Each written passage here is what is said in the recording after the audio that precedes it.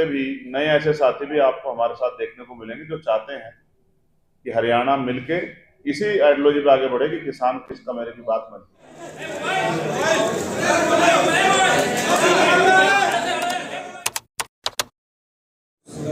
दुष्यंत जी का कद देखिए, ये खड़े हो जाते तो बहुत सारे लोग पीछे, इनके पीछे ही खड़े दिखाई देते हैं।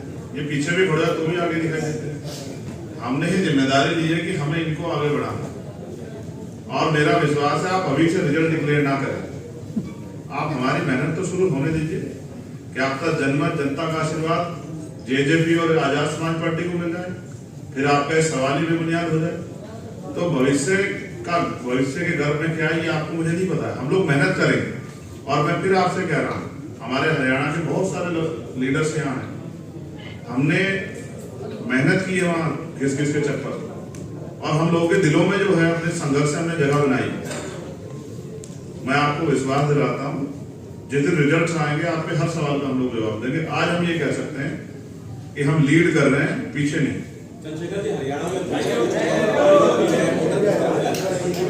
बीएसपी भी है, आरएलपी आए हैं, अब ये तो आप उत्तर प्रदेश में 2 सीटें लगे, वहां लड़े, आप देख चुके हैं कि कौन किधर जा रहा है, और भविष्य में जब उपचुनाव होंगे तो आप देख लीजिएगा कौन किधर जा रहा है। आप कुछ आपके बराबर वाले मीडिया के साथ ही जहाँ साथी आए गए, मेरे को तो चौटाला साहब का एक शेर याद है, जब संपत सिंह पार्टी छोड़ के गए, छोटे से एक लालच के लिए वर्षों के याराने गए, अच्छा हुआ है मेरे दोस्त कुछ नकली चेहरे पहचाने। ये तो समय है, लोग आएंगे जाएंगे, और खास तौर पर चुनाव।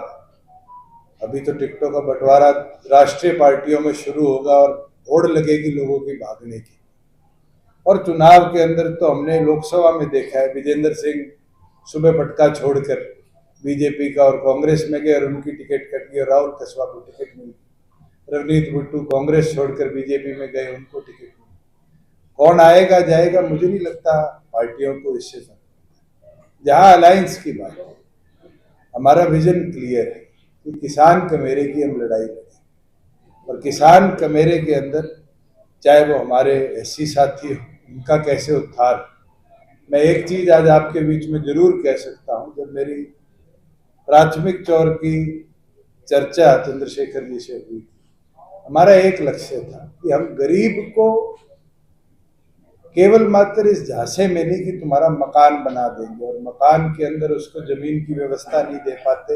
अधिकतम आज गरीब साथी किसी जाति से आते हो वो मकान नहीं बने, इस पे योजना लेके आएंगे। और जो वादा हम करेंगे, ज्यादा वादे करने की हमारा लक्ष्य भी नहीं, और जो वादा करेंगे उस वादे के अंदर दोनों पार्टियां गंभीरता के साथ मैदान में उतरेगी और उसको पूरा करने का लक्ष्य है। सेम कॉम्बिनेशन है नेहरू और बीएसपी का ऑलरेडी गठबंधन हो चुका है। इनका तो पहले 3 बार देते हो, हमने तो कभी औपचारिक तौर पर नहीं कहा। आपने सवाल मेरे मुंह में डाला था कि क्या उनके साथ हो सकता है, मैंने कहा वो अभी इंडिया अलायंस का मेंबर है, वो छोड़ेंगे तब। इस परिवार की पृष्ठभूमि को आप देखोगे तो आपका एहसास होगा कि ये परिवार किसानों का सबसे बड़ा हितैषी रहा। रही बात, मैं आज भी किसानों के समर्थन में खड़ा हूं और हमेशा किसान कमेरे के समर्थन में खड़ा हूं। हम तो पहलवान बेटियों के समर्थन में बड़ी ताकत से खड़े हुए, और किस तरह का जुल्म पहलवान बेटियों को सहना पड़ा ये भी आपने देखा। तो मैं फिर आपसे कह रहा हूं, अब ये आपके सामने है, और जहां तक मैं समझता हूं इन्होंने विरोध भी नहीं किया। चुनाव अब आया है, लेकिन उससे पहले भी कई बार मैंने महसूस किया कि, और मैंने उनको सुना भी, उन्होंने कहा कि मैं पुरानी गलतियां अब दोहराने के मूड में नहीं। मैं क्या कह रहा हूं, पुरानी गलतियां कि जो पुराने रूप से राजनीतिक जो भी कुछ हुआ होगा उसको दोहराने के मूड में नहीं। मैं आपको विश्वास दिला कहता हूं, हम विचारधारा पर आधारित लोग हैं, किसान कमेरे की लड़ाई लड़ रहे हैं, हर वंचित वर्ग को हाशिए से उठा के ऊपर लाने में जो भी हमारा योगदान है उसके लिए काम कर रहे हैं। हम पूंजीपतियों के हितैषी नहीं है, गरीब के हितैषी हैं, और हम विचारधारा के आधार पर इस लड़ाई को आगे बढ़ाएंगे। अभी तो ये दोस्ती हुई है, ये दोस्ती किस तरह का रंग जमाएगी आप देखना।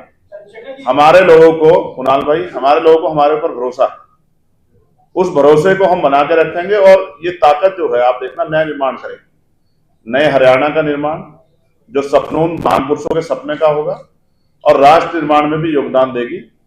और मैं स्पष्ट कर दूं, पुरानी गलतियों से मेरा आग्रह यह है, मैंने उनको सुना, वो स्पष्ट भी कर देंगे कि हम किसी भी कीमत पे वो पार्टी जिसने लंबे समय से नुकसान पहुंचाया किसानों को, उसको किसी भी कीमत पे फायदा कांग्रेस में भी है, बीजेपी में भी है।